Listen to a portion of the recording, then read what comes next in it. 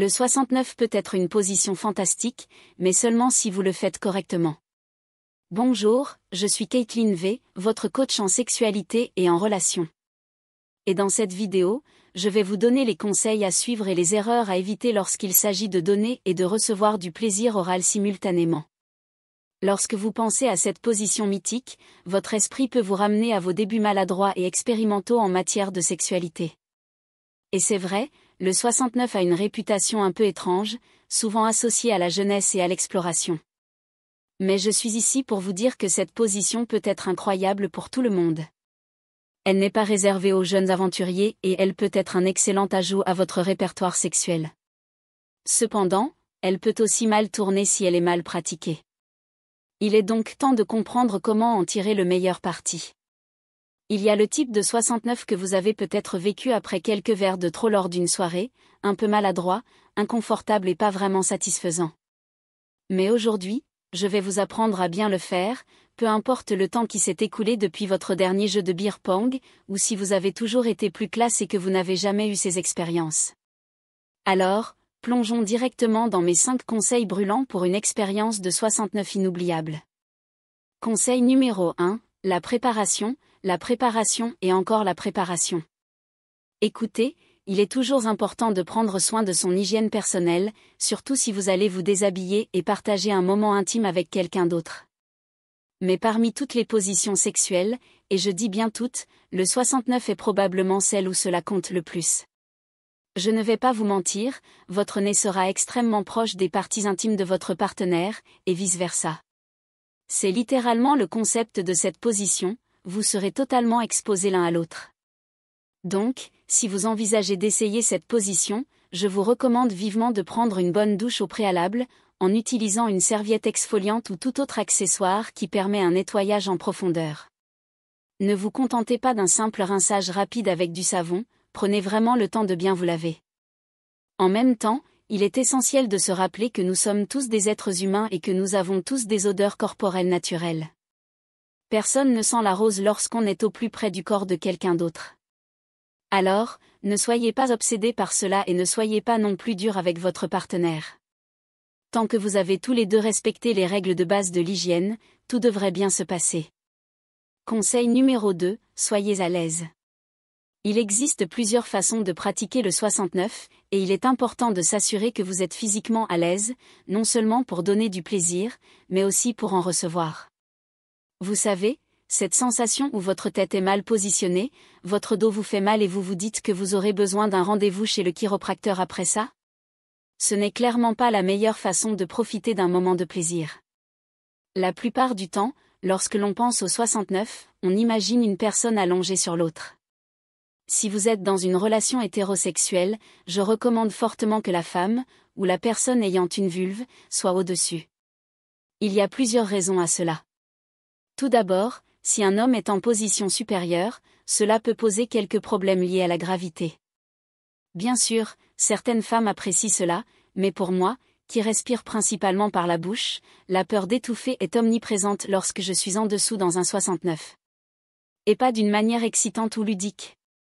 Il est important d'avoir un signal de sécurité au cas où vous auriez besoin de vous arrêter immédiatement.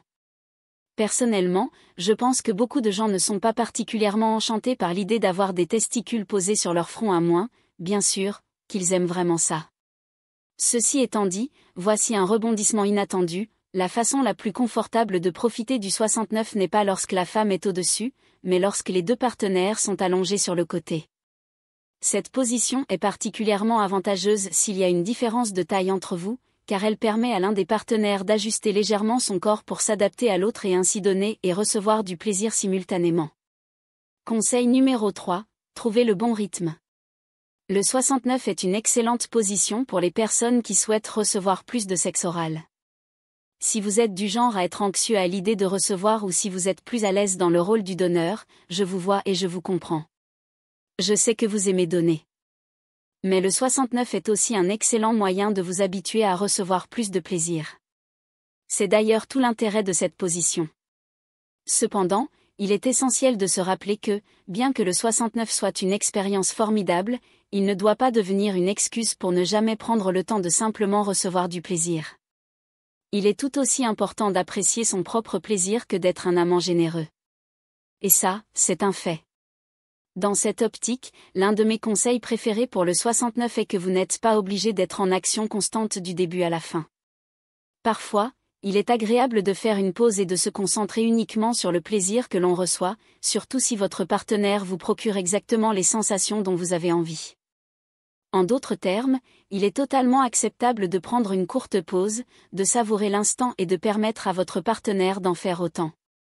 Il y a quelque chose de merveilleux dans le fait d'alterner entre le fait de donner et de recevoir, plutôt que de tout faire simultanément de manière mécanique. Cela m'amène à mon 4e conseil, utilisez vos mains. Même si le 69 est principalement une position axée sur le plaisir oral, l'utilisation des mains peut vraiment faire passer l'expérience à un niveau supérieur. Pendant ces moments de pause que je viens d'évoquer, profitez-en pour explorer le corps de votre partenaire. Caressez ses fesses, stimulez son clitoris, touchez l'ensemble de son corps. Le 69 offre une perspective unique sur le corps de votre partenaire, et vous pouvez en tirer parti pour maximiser le plaisir de chacun. D'ailleurs, il n'y a jamais de mal à introduire des jouets dans la chambre. En règle générale, si ça vibre, cela ne peut qu'améliorer l'expérience. Conseil numéro 5, n'oubliez pas les plaisirs anaux. Peut-être que vous aimez ça, peut-être que votre partenaire aime ça, peut-être que vous aimez tous les deux ça, ou peut-être que vous êtes simplement curieux. Peu importe où vous vous situez sur le spectre de l'expérimentation anale, le 69 est une excellente position pour explorer cette dimension du plaisir. Selon votre niveau d'audace, vous pouvez tout essayer, du simple effleurement avec un doigt à l'utilisation de jouets comme des plus anaux, ou même aller plus loin si vous en avez envie. L'essentiel est de se rappeler que vous avez la possibilité d'expérimenter et d'adapter cette position à vos préférences.